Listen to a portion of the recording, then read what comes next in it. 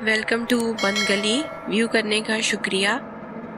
آپ کو ہماری کہانیاں پسند آتی ہیں تو چینل کو لازمی سبسکرائب کریں، لوگوں سے شیئر کریں اپنے فرینڈ سے، اور ہمیں کمنٹس دیں تاکہ ہم اپنے آپ کو بہتر سے بہتر کر سکیں. بہت شکریہ.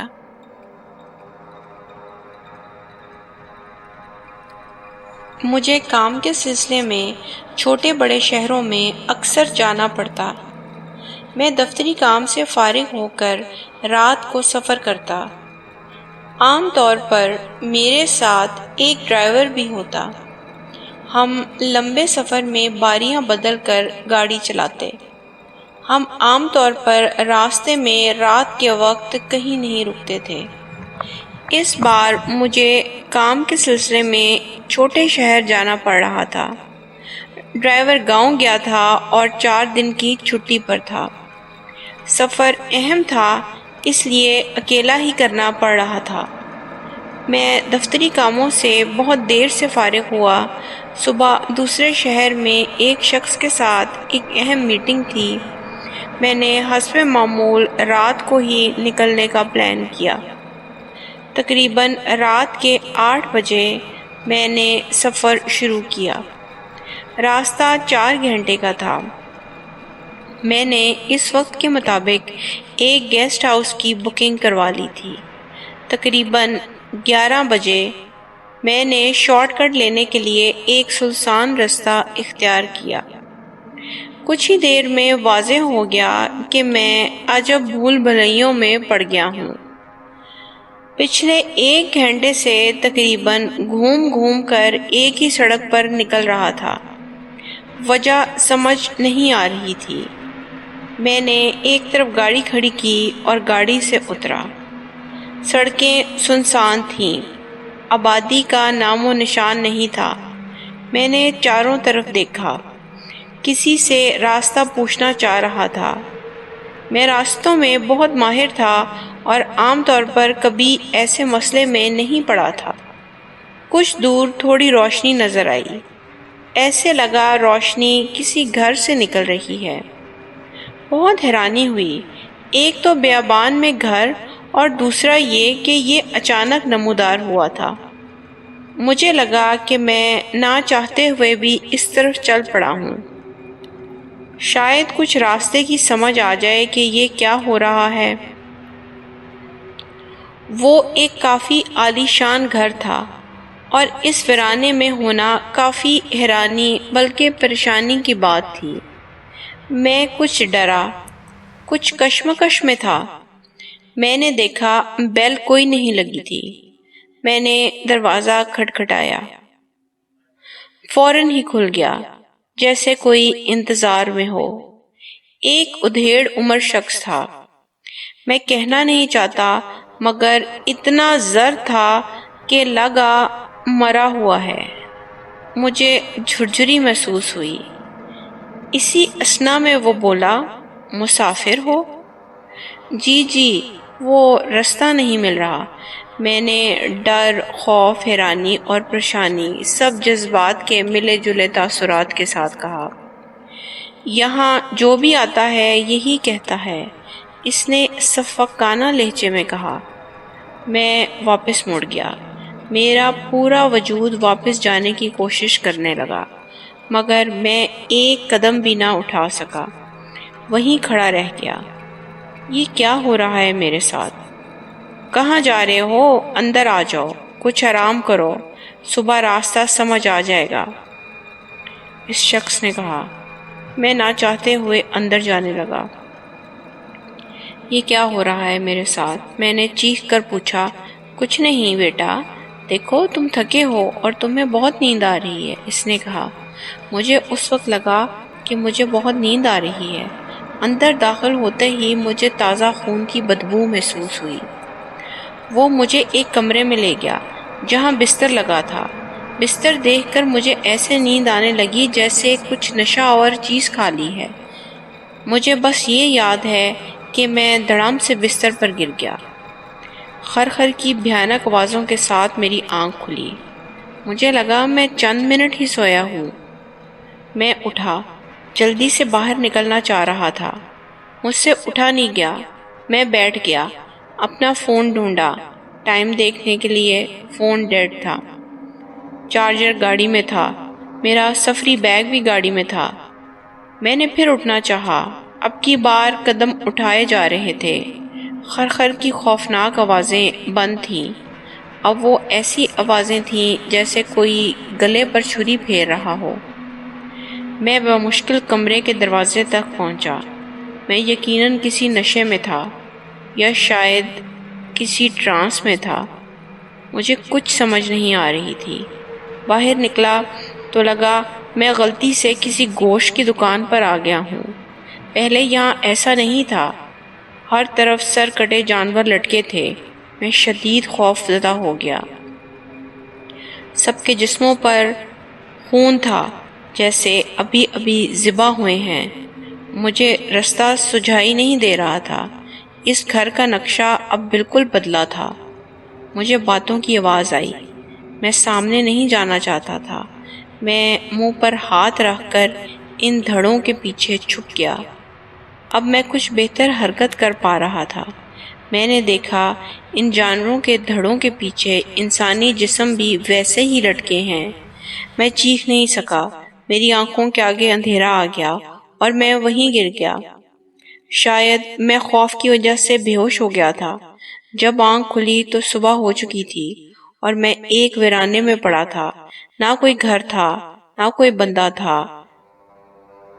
بلکہ ہر طرف ویرانہ تھا۔ میں جلدی سے اٹھا، ادھر ادھر دیکھا۔ دور میری گاڑی ویسی ہی کھڑی تھی۔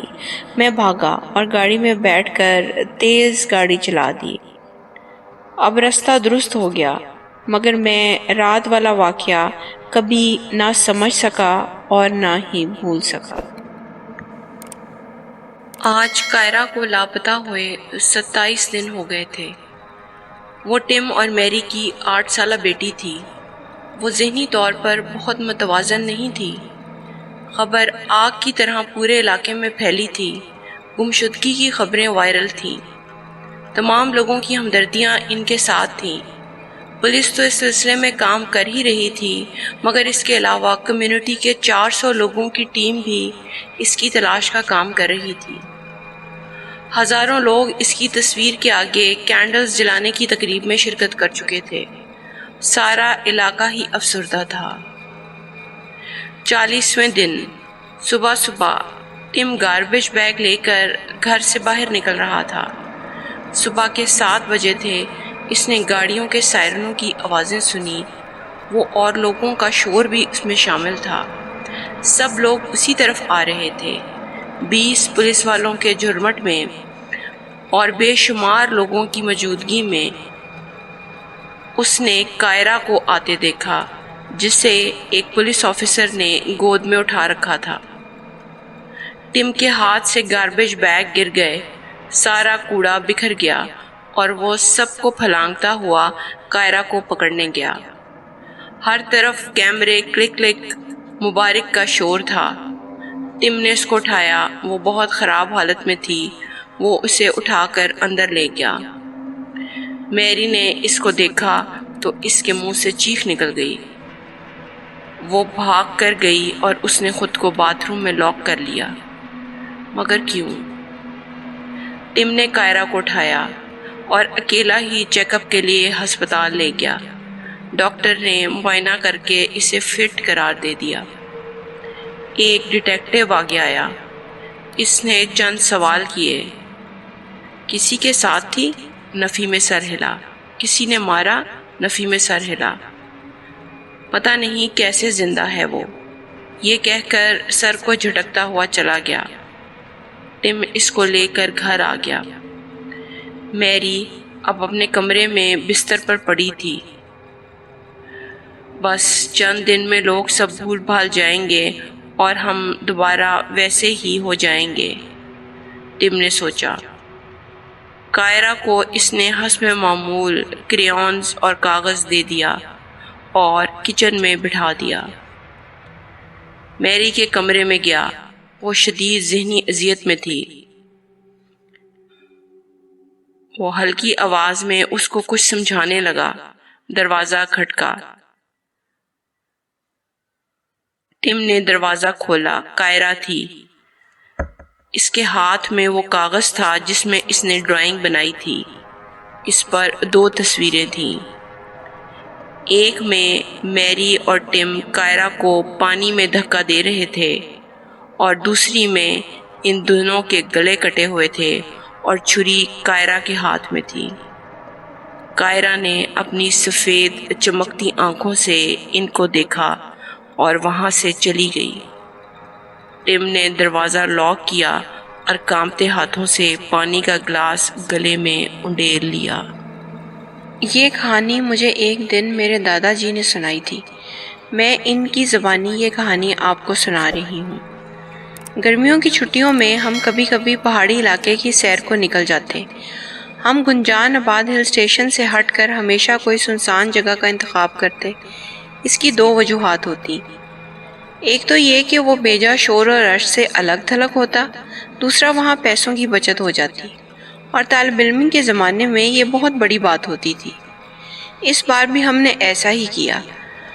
رتی گلی کا ریسٹ ہاؤس تو اچھا تھا، مگر جگہ تھوڑی زیادہ ہی سنسان تھی۔ ہم ہر سنسان جگہ کی ایک کہانی بھی مشہور کرتے اور جھوٹے مسالے لگا کر اس کو خوب چٹخارے دار بناتے۔ ہم شام کو پہنچے۔ کچھ دیر میں رات ہونے والی تھی۔ چیک ان کر کے جب تھوڑا ریلیکس بیٹھے تو میں نے جیبیں ٹٹولیں۔ سگریٹ نہیں ملا۔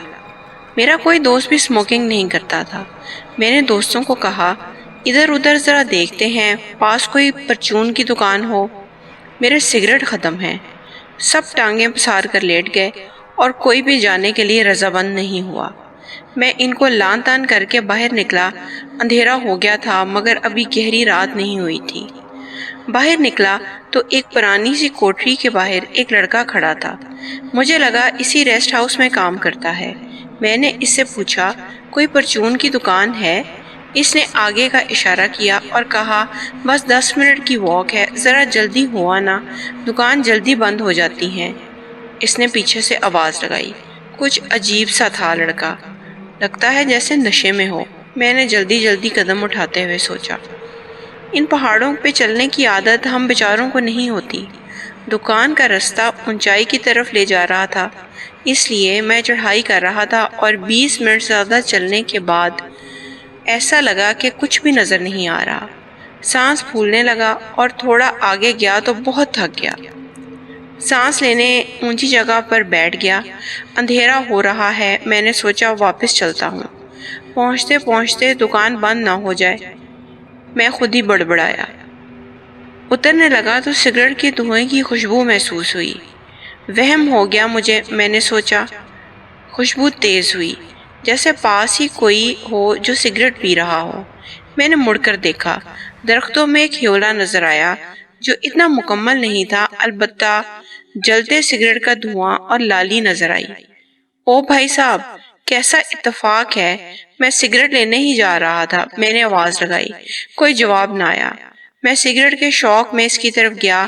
چند قدم چلا تو ٹھٹک کر رک گیا۔ ہیولا تو خاتون کا ہے۔ اس وقت اکیلی عورت اور وہ بھی سگریٹ پیتے ہوئے ایسے مقام پر، سارے سوال دماغ میں گنجل بنا گئے۔ میں موڑے بغیر الٹے قدموں چلنے لگا۔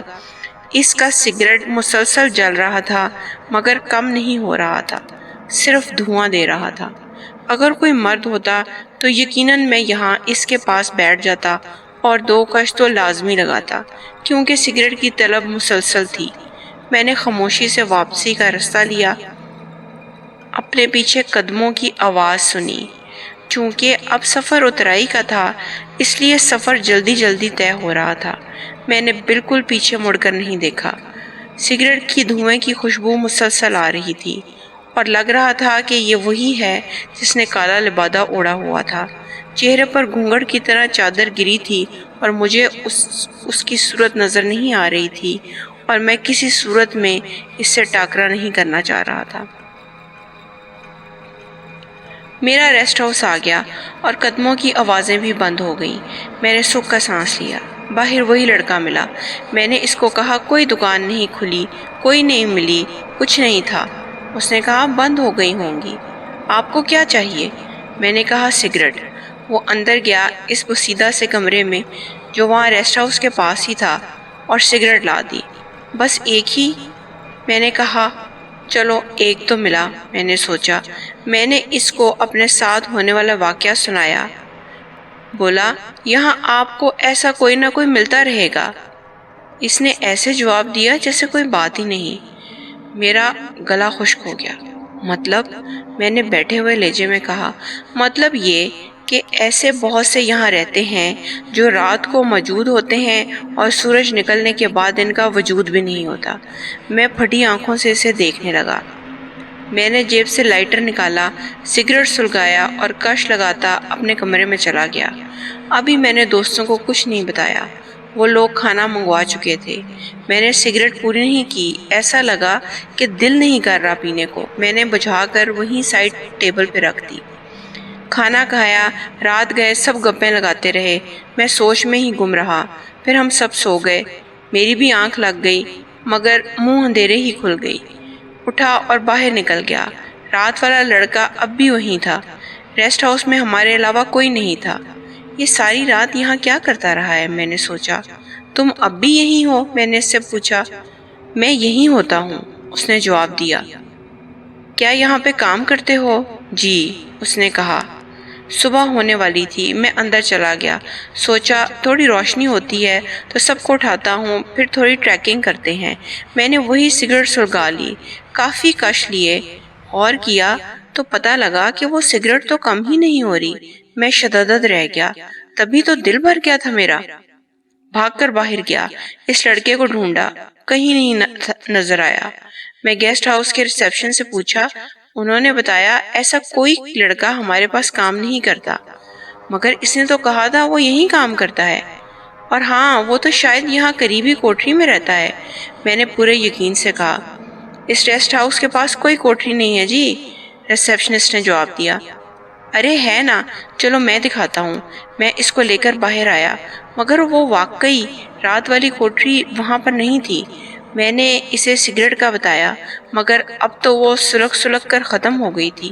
میرے پاس اپنی کہانی کا یقین دلانے کا کوئی ثبوت نہیں تھا، مگر اگلی رات ہم نے اس ریسٹ ہاؤس میں نہیں گزاری۔ میں نے اور میرے شوہر نے اپنا پہلا چھوٹا سا کاٹیج خریدا۔ گھر کی کوئی چیز مکمل نہیں تھی۔ کہیں باتھ روم کی ٹائلز کھرچی ہوئی تھیں، کہیں کچن کیبنٹ کا دروازہ نہیں تھا، کہیں صرف اس کے پیچ لٹکے تھے۔ کچھ زیادہ ہی فرسودہ اور عجیب حالات میں تھا ہمارا نیا کاٹیج۔ میں اس کی مالکن سے ملی تو اس نے بتایا اس کے معاشی حالات ہی اتنے اچھے نہیں رہے کہ وہ سب ساتھ ساتھ ٹھیک کروا سکے۔ میں اتنی اچھی تھی کہ یہ بھی نہیں پوچھا کہ کیا ہوا۔ ہم دونوں نے سوچا آہستہ آہستہ اپنا کاٹیج ٹھیک کریں گے اور 1 ماہ میں مکمل شفٹ کریں گے۔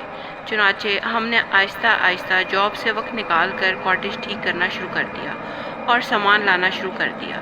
ایک ایسے ہی دن میرے شوہر کی ملاقات ہمارے نئے ہمسائے سے ہوئی۔ اس نے بتایا آپ سے پہلے جو اس گھر میں رہتی تھیں وہ نفسیاتی مریضہ تھی اور کہتی تھیں کہ اس گھر میں بدروحیں رہتی ہیں جو سب کچھ خراب کرتی رہتی ہیں۔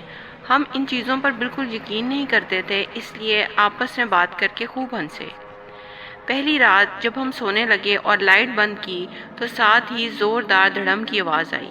ہم نے سوچا شاید ہماری بلی نئی جگہ ایکسپلور کر رہی ہے، اس لیے ہم سو گئے۔ صبح اٹھے تو دیکھا بڑی پینٹنگ جو میں نے لیونگ روم میں لگائی تھی وہ زمین پر گری ہے۔ اب یہ کام بلی تو نہیں کر سکتی، ہم نے آپس میں بات کی۔ ہاں تو یقیناً بدروح ہوگی، اس کو شاید یہ پسند نہیں آئی، ہم دونوں کہکا لگا کر ہنسے۔ آفس کی بس آنے میں کچھ دیر تھی تو میں نے جانے سے پہلے کچھ اور سامان ان پیک کرنا چاہا۔ میں نے کپڑوں کا باکس اٹھایا اور ایک ایک کر کے الماری میں لٹکانے لگی۔ سب سے آخری ڈریس جو مجھے سب سے زیادہ پسند تھا اس کو ایسے پھاڑا گیا تھا جیسے کینچی سے کاٹ دیا گیا ہو۔ میں بہت سوچ بچار میں پڑ گئی کہ ایسا کیسے ہو گیا۔ حیران تھی اس بات پر کہ یہ بلی بہت عرصے سے میرے ساتھ ہے اور اس نے کبھی کوئی ایسی حرکت نہیں کی۔ خیر، سوچتے ہوئے میں تیار ہوئی اور آفس کے لیے نکل گئی۔ اس رات میں سوئی ہوئی تھی تو میرے شوہر کی خراٹوں سے میری آنکھ کھلی۔ اس نے تو کبھی خراٹے نہیں لیے۔ میں نے دیکھا وہ ساتھ لیٹا بھی نہیں تھا۔ اس وقت واش روم سے نکلا۔ جب میں نے اسے بتایا تو اس نے کوئی جواب نہیں دیا اور منہ دوسری طرف کر کے سو گیا۔ میں نے سوچا شاید نیند میں ہے۔ اس دن صبح میری آنکھ جلدی نہیں کھلی۔ شوہر کو بھی سویا ہوا پایا، اس کے ڈیوٹی ٹائم مختلف ہوتے تھے۔ میں جلدی سے تیار ہوئی، کافی پینے کا وقت نہیں تھا۔ نکلتے ہوئے دیکھا شوہر کچن میں کافی بنا رہا ہے۔ میں اسے بائے کرتی ہوئی باہر نکل گئی۔ میری آفس کی بس آ چکی تھی۔ میں بس میں بیٹھ کر جانے لگی، راستے میں فون آیا، دیکھا تو شوہر کا تھا۔ مجھے لگا میں جلدی میں کچھ بھول آئی، اس نے بتانا ہوگا۔ میں نے کال اٹینڈ کی تو اس نے کہا، کل میں ڈبل شفٹ پر تھا، رات بھر گھر نہیں آ سکا اور آج بھی نہیں آؤں گا، تم دھیان سے دروازہ لاک کر کے سونا۔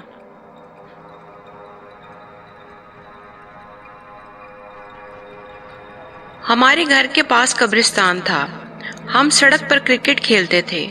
کبھی کبھی بال قبرستان میں چلی جاتی، وہاں سے بال لانا ہمارا معمول تھا۔ ایک دن ہمارا میچ لمبا ہو گیا، شام سے رات ہو گئی۔ سڑک کی لائٹس میں ہم کرکٹ کھیل رہے تھے۔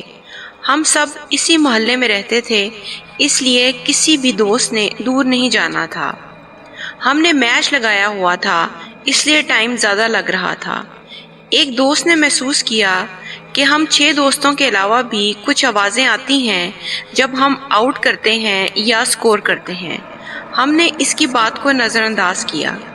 کچھ ہی دیر میں ہم سب نے محسوس کیا واقعی کوئی اور بھی ہے جو نظر نہیں آ رہا مگر ہمارے ساتھ ہمارا میچ انجوائے کر رہا ہے۔ ہم کچھ ڈر گئے مگر میچ پھنسا تھا۔ جیتنے والی ٹیم میچ مکمل کرنا چاہ رہی تھی اور ہارنے والی ٹیم میدان چھوڑ کر بھاگنا نہیں چاہ رہی تھی، ورنہ یہ داغ دھونا مشکل ہو جانا تھا۔ اس لیے میچ جاری رہا۔ ایک زوردار شاٹ کی وجہ سے بال سیدھی قبرستان میں گئی۔ ہم سب پہلے ہی ڈرے ہوئے تھے، اس لیے وہاں سے بال لانے سب گئے۔ بال آگے تو نہیں نظر آیا، ہم کچھ اور آگے گئے۔ لائٹ ہمارے پیچھے تھی، اس لیے ہمارے سائے زمین پر پڑ رہے تھے۔ ہم 6 لوگ تھے مگر ہم نے دیکھا ہم سب سے لمبا ایک 7واں سایہ بھی تھا۔ ہم نے ایک دوسرے کو دیکھا، وہ سایہ بالکل ہمارے ساتھ ادھر ادھر بال تراش کر رہا تھا۔ ہم نے پیچھے مڑ کر دیکھا، ہم میں 7واں کوئی نہیں تھا مگر سایہ 7واں ہمارے ساتھ تھا۔ ہم کافی گھبرا گئے تھے، بالکل چپ تھے، جان پر بنی تھی۔ لگتا تھا بولیں گے تو کوئی ہم کو پکڑ لے گا۔ ہم خاموشی سے مڑے۔ میں دوستوں سے ذرا پیچھے تھا۔ اچانک میرے ہاتھ میں کوئی بال پکڑا گیا۔ میں وہاں سے تیز بھاگا، میرے دوست ہی میرے پیچھے بھاگے۔ ہم قبرستان سے دور نکل گئے اور اپنے گھروں کے احاطے میں پہنچ کر سانس لیا۔ میں نے دوستوں کو بال دکھائی، وہی تھا جو ہمارے ساتھ میچ انجوائے کر رہا تھا اور اسی نے ہمیں ہماری گیند ڈھونڈ کر دی تھی۔ بہت پرانی بات ہے، جب ٹیلی فون نہیں ہوا کرتے تھے، ہمارے ہمسائے میں ایک بڑھیا رہتی تھی جس کا اچانک انتقال ہو گیا۔ اس کا شوہر بھی بہت بیمار تھا۔ اس نے بتایا کہ اس کے تمام رشتہ دار ایک دور پرے کے گاؤں میں رہتے ہیں۔ اس نے ہم سے کہا وہ اس حال میں ان کو اطلاع دینے نہیں جا سکتا، ہم اس کی اس سلسلے میں کوئی مدد کریں۔ میرے دادا جی کے ابا جی نے اس کی یہ مدد کی کہ میرے دادا جی کو اور ان کے ایک کزن کو بس میں سوار کروا دیا اور کہا کہ ان کے رشتہ داروں کو اطلاع دے کر آ جاؤ۔ ہم رات کو بس میں سوار ہو کر 3 گھنٹے کی مسافت کے بعد ایک سنسان اڈے پر اترے۔ وہاں سے ایک شخص سے اس گاؤں کا راستہ پوچھا۔ اس نے بتایا کہ یہ گاؤں یہاں سے 40-45 منٹ کی مسافت پر ہے مگر رات کے اس پہر ان کو کوئی سواری نہیں ملے گی۔ ہم نے پیدل ہی وہاں کا رستہ طے کرنے کا پلان کیا۔ ہم چلتے چلتے بالکل گھپ اندھیرے بیابان میں پہنچ گئے جہاں نہ کوئی بندہ، نہ کوئی بندے کی ذات اور نہ ہی کوئی گاؤں نظر آ رہا تھا۔ ہمیں لگا کہ ہم بھٹک گئے ہیں۔ عجب کشمکش میں تھے کہ واپس جائیں یا آگے جائیں یا پیچھے۔ اچانک ہمیں لگا کہ کوئی ہمارے پاس ہے۔ ہم نے ٹارچ کی روشنی میں دیکھا ایک شخص تھا، جو حلیے سے بالکل دیہاتی نہیں لگ رہا تھا۔ ہم نے اس سے گاؤں کے بارے میں پوچھا۔ اس نے کہا کہ آپ درست راستے پر ہیں۔ ہم نے کہا ہم نے فلاں فلاں گھر میں جانا ہے۔ اس نے کہا آپ میرے ساتھ آئیں۔ وہ شخص ہمیں گھماتا ہوا بالآخر ایک گاؤں پہنچ گیا۔ اس نے ہم سے کوئی بات نہیں کی، یہاں تک کہ ہمارے کسی سوال کا جواب بھی نہیں دیا۔ گاؤں میں کہیں کہیں گھروں سے روشنی نکل رہی تھی۔ اس نے ایک گھر کے سامنے جا کر اس کا دروازہ کھٹکھٹایا۔ دروازہ کھلا تو بات چیت سے معلوم ہوا کہ ہم درست جگہ پہنچے ہیں۔ ہم نے ان کو فوتگی کی اطلاع دی۔ اس شخص کا شکریہ ادا کرنے کے لیے مڑے تو وہ وہاں نہیں تھا۔ ان گھر والوں نے ہمیں اندر بلایا اور بتایا کہ اب بس 4 گھنٹے کے بعد چلے گی، اور کہا کہ ہم اکٹھے واپس جائیں گے۔ ہم نے اندر بیٹھتے ہی اس شخص کے بارے میں بتایا۔ گاؤں والوں نے بتایا کہ وہ ان کے گاؤں کا نہیں ہے، کبھی وہ بھی مسافر تھا جو رستے میں کسی حادثے کا شکار ہو گیا تھا۔ وہ بہت سے مسافروں کو رستہ دکھا چکا ہے۔ سنا ہے اس حادثے سے اس کی موت ہو گئی تھی۔ اب تو اسے مرے ہوئے بہت سال ہو چکے ہیں۔ میں کالج میں تھا تو میرا مشغلہ ہوتا تھا کہ میں کمرے میں اندھیرا کر کے ڈیک لگایا کرتا تھا۔ ایک رات میں گھر میں اکیلا تھا۔ میں معمول کے مطابق اپنے کمرے میں بیٹھا تھا اور گانے سن رہا تھا۔ ڈیک کی آواز اونچی تھی، کمرے میں نسبتاً اندھیرا تھا۔ میرے کمرے میں ایک کھڑکی تھی جو گھر کی پچھلی طرف کھلتی تھی۔ یہ کھڑکی میرے بیڈ سے پیچھے تھی۔ سامنے ایک قداور شیشہ لگا تھا۔ اس شیشے میں کھڑکی سے باہر کا منظر نظر آتا تھا۔ میں اپنے خیالوں میں گم بیٹھا میوزک سے لطف اندوز ہو رہا تھا اور بے خیالی میں شیشے کی طرف ہی دیکھ رہا تھا۔ اچانک میں نے شیشے میں کھڑکی سے باہر سے گزرتی ہوئی کسی چیز کا عکس دیکھا جو تیزی سے گزر گئی، جیسے بجلی کونتی ہے۔ میں کھٹک گیا، دل زور زور سے دھڑکنے لگا۔ زیادہ خوفناک لمحہ وہ تھا جب مجھے محسوس ہوا کہ وہ سایہ واپس آیا اور کھڑکی میں چند سیکنڈ رکا اور اس نے اندر دیکھا۔ یہ سب ایک آدھ لمحے کے لیے ہوا، مگر یہ اتنا خوفناک تھا کہ آج بھی اسے سناتے ہوئے مجھے سنسنی محسوس ہو رہی ہے۔